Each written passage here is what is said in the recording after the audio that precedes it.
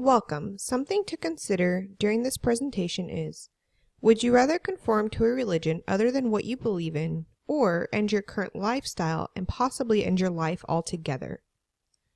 These were some of the life-changing events we will discuss in our presentation for Roman Catholic Inquisition, the Spanish Inquisition. Your presenters today will be Jacqueline, Kelsey, and Parker. Over many hundreds of years, this event called the Inquisition took place in a few geographical locations, but the main one we will be discussing is the Inquisition that took place in Spain during the 15 to 1700s. One source discusses how the information being censored were books or Bibles, as some like to call them. It was basically a conversion to Catholicism by censoring others' religions or their beliefs, as per Quesada. Leaders of the church had come together and appointed specific people who were able to print copies of the approved information.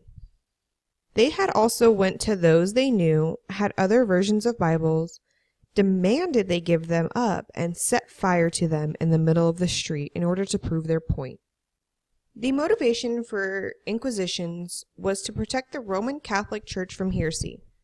During this time, there was a heretic movement that was against the Roman Catholic reform. One source describes inquisitors' task of detecting, prosecuting, and punishing heretics and their sympathizers by papal judges, as per the source Shelton. Their main job was to locate and prosecute anyone who went against the Catholic Church. Some of the methods to enforce the Inquisition were public trials. In one article, it mentions if one were found guilty of heresy, the sentence could range from public humiliation and loss of rights, burning at the stake, or beheading, as per the source Stock. There were also public burnings and public hangings of heretics ordered by authorities. These trials and persecutions were purposely held in public to frighten onlookers and show what could be one's fate. The term Inquisition itself comes from the Latin verb inquirere, to inquire, as per Juergensmeyer. And that's exactly what they did. The church sought out anyone who was against them so that they could have the perfect society. The perfect society to them was for everyone to conform to their beliefs. If one did not conform, they were seen as a traitor to the church and would be prosecuted. Laws were reformed for treason to reinforcement for the Inquisition. The church wanted complete control over the public and their beliefs. In another article, an author by the name of Martin Nesvig said that during the 1500s, the Spanish Inquisition spread to New Spain, which is what we consider Mexico and Central America, as per the source Nesvig. They had men who would wander around searching for those who went against policies set forth. Once found, they would confiscate and destroy whatever they had removed. Mr. Nesvig implied that there were two levels that were in control.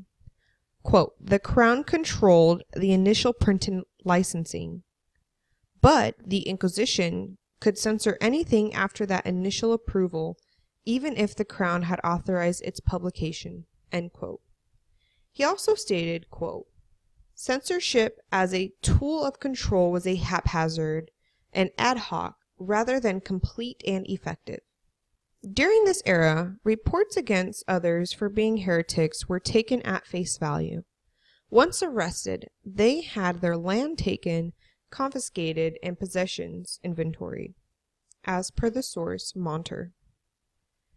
Over 40,000 people were arrested with charges ranging from sodomy to witchcraft, as per the source De Oliveira. However, blasphemy was the most frequent charge. In order to destroy all outside culture, Spain produced indexes of banned books. To avoid being seen as a heretic, authors would self-censor their work. This is bad because the scope of literature available became very small and it wouldn't allow authors to be able to fully express their thoughts. This was also bad from a reader's perspective too, as they were restricted to a certain type of content. The effects of censorship are almost always detrimental, and it is likely to impede the growth of a society. In the case of the Spanish Inquisition, censorship affected the lifestyle of everyone, even those who weren't religious. Arguably, the biggest effect of the Inquisition was its influence on free thought. As one Spanish in exile said, quote, "Our country is a land of barbarism. Down there one cannot produce any culture without being suspected of heresy, error, and Judaism. Thus, silence was imposed on the learned." End quote. Concluding, in Fahrenheit 451, the authorized adaptation, Tim Hamilton informed the readers that during this time frame, books were prohibited, therefore censoring the people from having that escape. The firefighters in the stories actually did not fight fires. They set fire to those houses who contained books in order to ensure the people abided by the law. During the Spanish Inquisition, not all books were banned, but one author gave a list of books that were banned in New Spain, which included, quote, "every type of hours in Spanish, small hours called Crown of Our Lady, various manuals of conscience, bouquet of spiritual flowers, all letters and gospels in Spanish, all letters and gospels in Indian vernacular languages, papal history," end quote. Fahrenheit 451, both the novel and the graphic novel, were eye-opening in a simple way. Most people fail to realize what is actually going on around them. These events have happened all over the world and in different time periods, and I can almost guarantee that they will happen yet again. Think about it. When is it ever okay to censor someone simply for the fact of opposing views? Thank you all for your time and your patience. Last but not least, our works cited.